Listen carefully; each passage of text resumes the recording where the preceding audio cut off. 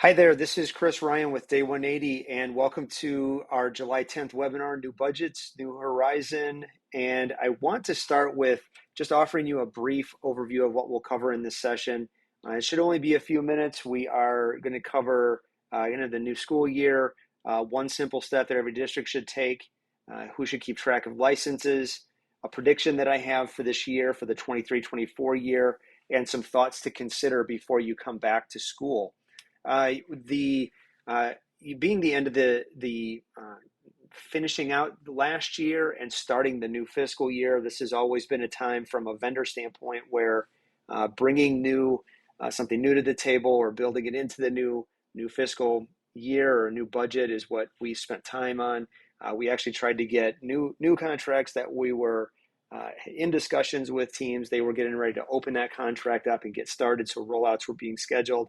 And also at that time, we had renewals that were still yet to be signed, and both of those are really important functions that I'm focusing on in the Day 180 function and what I do in this work in tracking licenses through the year, and want to make sure that we just think about this time of year and maybe take advantage of some open windows of planning time without people in the office, without people in the district, and all the distractions that are going to come once back to school starts. But this is where, when we think about the new year beginning and taking a single, one simple step in the year, it's truly tracking those licenses in one place. Now, sometimes this is easier said than done, but the advantage of doing this gets you a lot of leverage in the current year as well as the following year. So once you have a good baseline of year one, you can then make some decisions. Perhaps there's decisions that can be, and I can guarantee there would be decisions that could be made, as well as decisions that could be made in the second year. Once you have 2 years to compare to, you start to have a different level of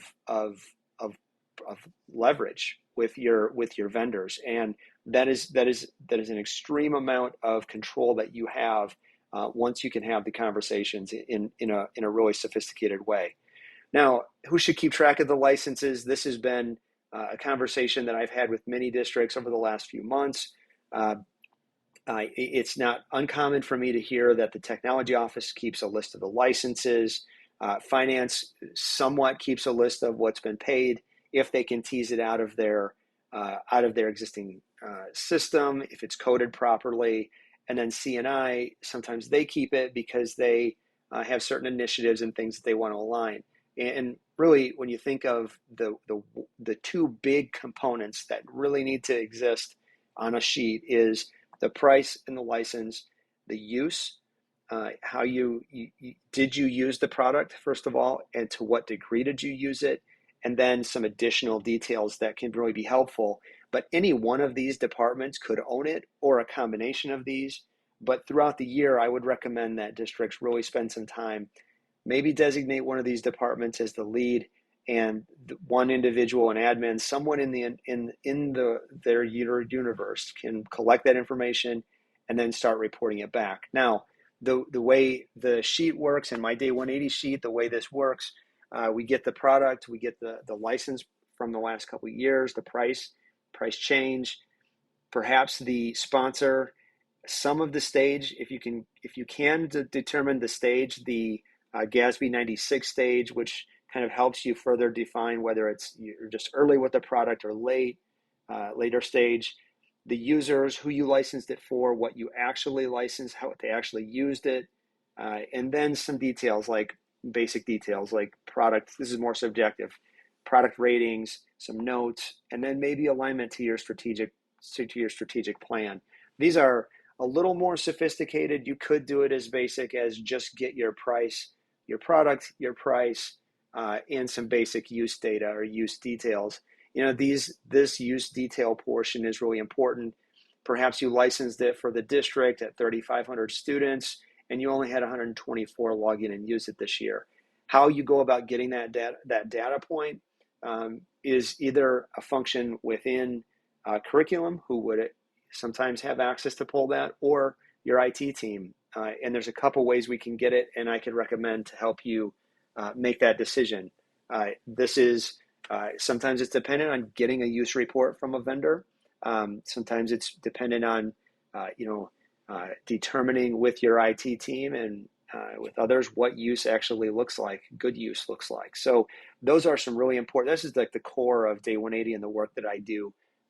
This year, the one prediction I have that I know is really going to be important is the concept of shadow IT and how big of a role it's going to play. I think it's going to play a huge role in the 23-24 year. And the shadow IT is these are products and technology that's brought into the district that's not necessarily approved through the district. So small products that a teacher may bring in, products a PTA, PTO at a school building may bring up or suggest. The reason I think this is going to be way bigger than it was before is all of us are trying other products like AI and Chat GPT and other products that we're trying to figure out on our own. It's definitely going to make its way in. You're going to have a conversation when school opens up around what products are there and how it's being used and what's being used. So if you have this process started where you're tracking and you're really paying attention, being diligent about that, it's going to pay off. This is 100% going to help you as you host these conversations because it's inevitable. There's been so much innovation in the last year that this is going to be center stage. There will be products you have to determine whether you're going to continue with or not to make way for these new tools, whether it's paying for them or just having the time to get to it. So the kind of the next time frame where I'll be hosting some events is the back to school time frame, and from now until that time is when I'll be doing a lot of this work with users. I would love to work with school districts now in this time frame where you have time to potentially just put some of these pieces in place. The way I have it set up is you can use my website. I have a course in place. As a part of the course, you get the spreadsheet, the sheet, the worksheet, some tools, some additional tools, and then I'm working on building out the additional 5 webinars now through what is the last day of the school year next year. This is kind of coincides with my local district, but this is going to be the webinar schedule for the next year. If users were to use the service right now or take the course, start implementing, we have time now to host some sessions. I could do more webinars, more one-on-ones. But these are the dates I have in place that the community will have access to. And it's really a reminder. If you think about this, back to school, there's a certain set of needs that you're looking at licensing and rolling things out, implementing, professional development. There's a progress check that I have scheduled before Thanksgiving.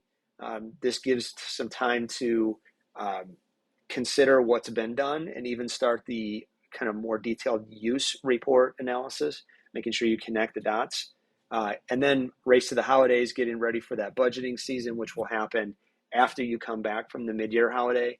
And then about the 100-day celebration mark, this is when a lot of districts start their budgeting for the next year.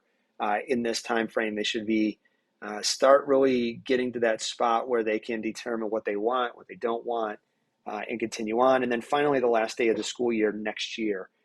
So it feels funny talking about it this far out. We just finished the 22-23 year. But really, it always happens fast, but this function and this work that I'm doing with Day 180 is exactly meant to help you focus on this specific piece. Are we using the technology we're buying? Should we be considering having new conversations around our technology investment? With that, I want to thank you and just welcome you to invite you to come to my website, day180.com. You'll see the course. There's some course details. You can click in and request to go straight and start the course. It's just one user in the district could start it, and we can work through details. If you have a larger group, I'm willing to work with you on getting this off the ground. And my goal is to get this into every district in the country. So I want to get this started, and I'd be happy to hear from you. And I'd like to hear how your summer's going. So if I haven't talked to you in a while, please reach out. And have a great rest of your week. Thanks.